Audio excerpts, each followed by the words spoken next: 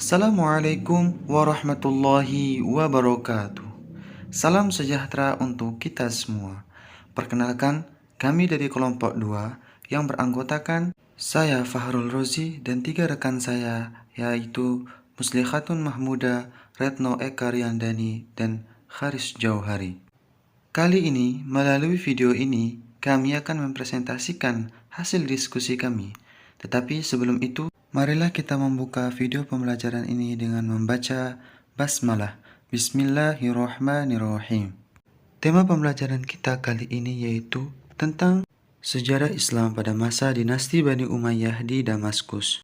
Langsung saja materi pertama yaitu tentang sejarah berdirinya dinasti Bani Umayyah di Damaskus. Bani Umayyah lahir pada tahun 40 Hijriah oleh Muawiyah bin Abu Sufyan di kota kecil Ilyat di wilayah Yerusalem. Berdiri pada tahun 661 Masehi atau 41 Hijriah di Damaskus. Hal itu sebagai sabotase terhadap pemerintahan Khulafaur Rasyidin yang terakhir, yaitu Ali bin Abi Thalib. Di akhir masa pemerintahan Ali bin Abi Thalib, umat Islam mulai bergejolak dan muncul menjadi 3 kekuatan politik yang dominan kala itu, yaitu Syiah, Muawiyah, dan Khawarij. Keadaan ini tentunya tidak menguntungkan bagi Ali, akibatnya posisi Ali semakin lemah, sementara posisi Muawiyah semakin kuat. Dan pada tahun 40 Hijriah atau 660 Masehi, Ali terbunuh oleh salah seorang anggota Khawarij.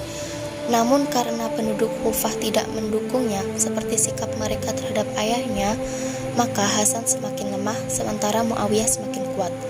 Maka Hasan mengadakan perjanjian damai dengan Muawiyah dengan menanggalkan jabatan khilafah untuk Muawiyah pada tahun 41 Hijriah atau 661 Masehi.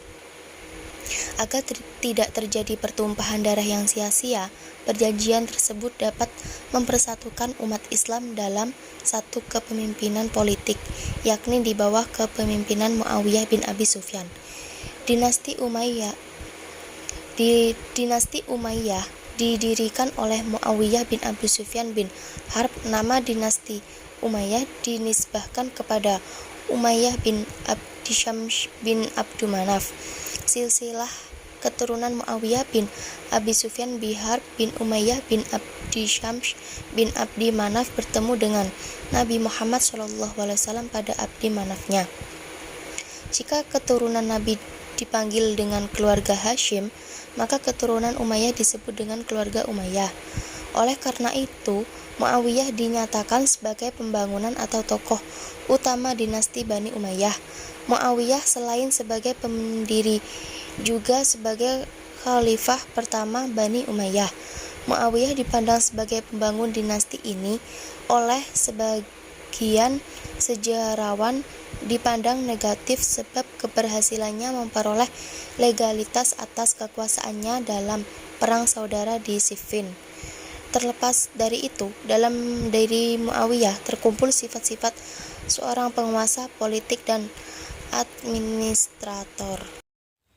Yang kedua yaitu perkembangan dakwah pada pemerintahan dinasti Bani Umayyah, yaitu yang pertama memperluas wilayah.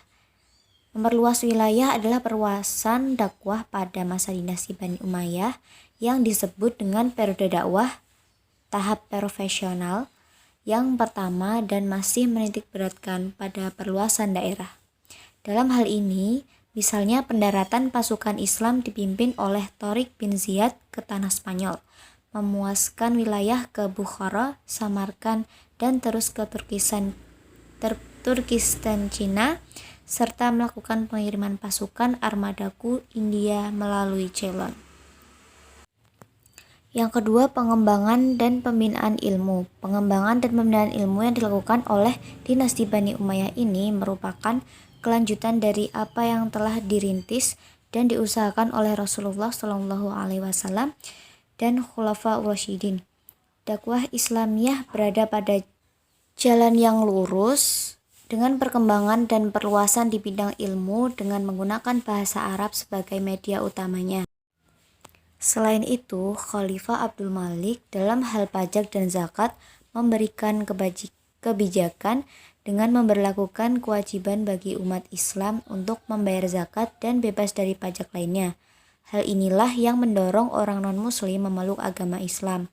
Namun hal ini menimbulkan masalah bagi perekonomian negara, karena di satu sisi perpindahan agama mengakibatkan berkurangnya sumber pendapatan negara dari sektor pajak.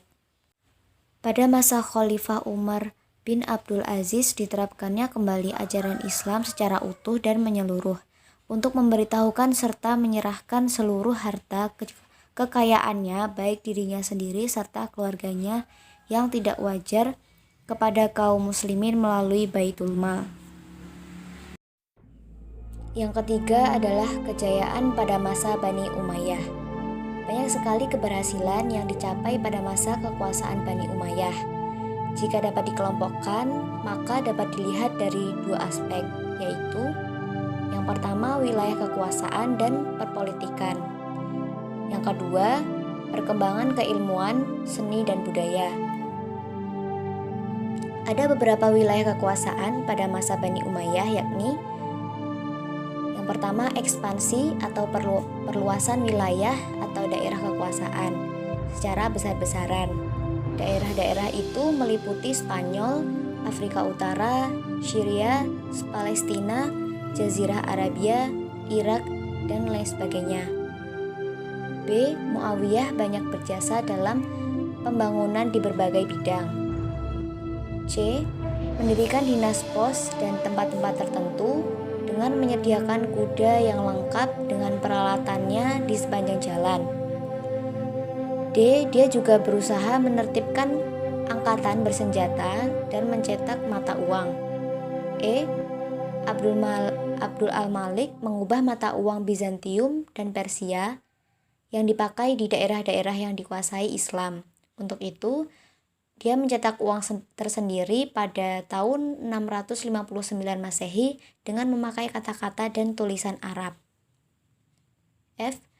Khalifah Abdul al-Malik juga berhasil melakukan pembenahan administrasi pemerintahan dan memberlakukan bahasa Arab sebagai bahasa resmi administrasi pemerintahan Islam.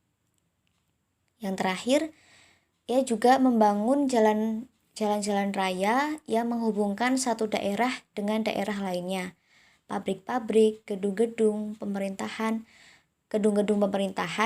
dan masjid-masjid yang megah. Perpolitikan. Pada aspek politik ini, Bani Umayyah menyusun tata pemerintahan yang baru untuk memenuhi tuntutan perkembangan wilayah dan administrasi negara yang lebih teratur.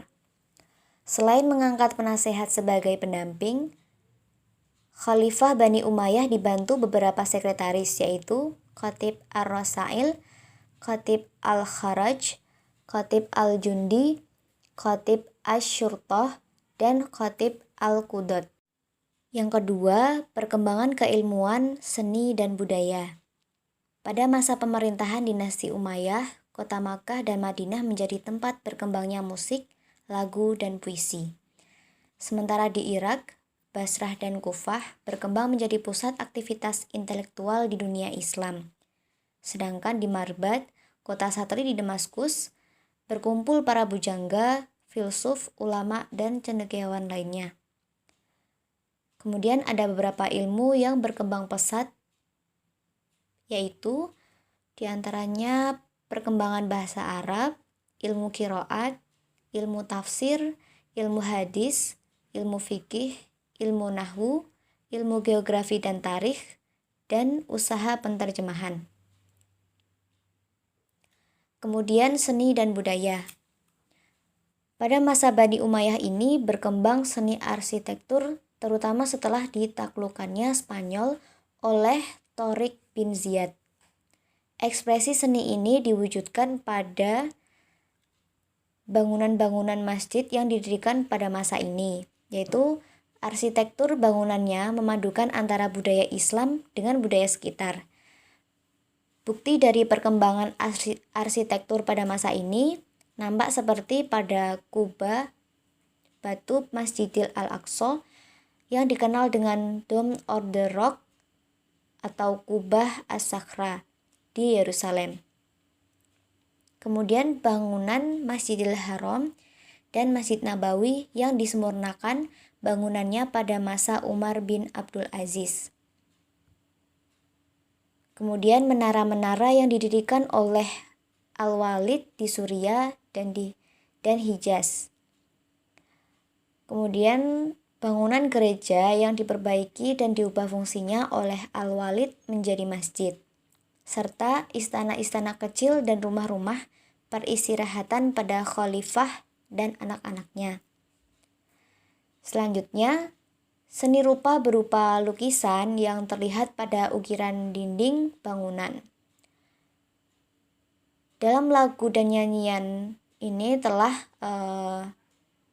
berkembang pada masa pra-Islam, yaitu dengan adanya lagu kemenangan, perang, keagamaan, dan cinta, serta terdapat beberapa alat musik berupa tabur segi empat atau duf, seruling, kosabah, dan suling rumput atau zamar. Musisi terkenal pada masa ini salah satunya adalah Sa'id bin Misjah, Ibnu Suraizab, Ibnu Muhriz. Kemunduran dan runtuhnya Bani Umayyah.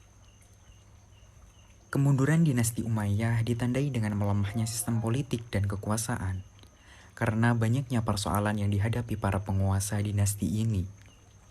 Di antaranya adalah masalah politik, ekonomi, dan lain sebagainya. Adapun sebab-sebab kemunduran dinasti Umayyah adalah sebagai berikut.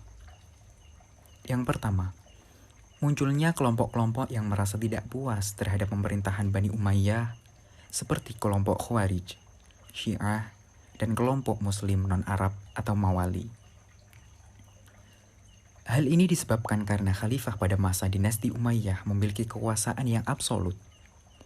Menentang khalifah berarti mati. Seperti contohnya peristiwa pembunuhan Sidil Husain dan para pengikutnya di Karbala. 2. Gaya hidup yang bermewah-mewahan dari para khalifah, kebiasaan pesta dan berfoya-foya di kalangan istana yang mengganggu keuangan negara. Sehingga lambat laun muncul gerakan pemberontakan untuk menggulingkan kekuasaan dinasti Bani Umayyah. 3. Tidak adanya ketentuan yang tegas tentang sistem pergantian khalifah. Hal ini berujung pada perebutan kekuasaan yang tidak sehat di antara para calon khalifah. 4. Banyaknya gerakan pemberontakan selama masa-masa pertengahan hingga akhir pemerintahan Bani Umayyah. 5. Pertentangan antara Arab Utara dan Arab Selatan yang semakin meruncing, sehingga para penguasa Bani Umayyah mengalami kesulitan untuk mempertahankan kesatuan, persatuan, serta keutuhan negara. 6. Banyaknya tokoh agama yang kecewa dengan kebijakan para penguasa Bani Umayyah karena tidak didasari dengan syariat Islam. 7.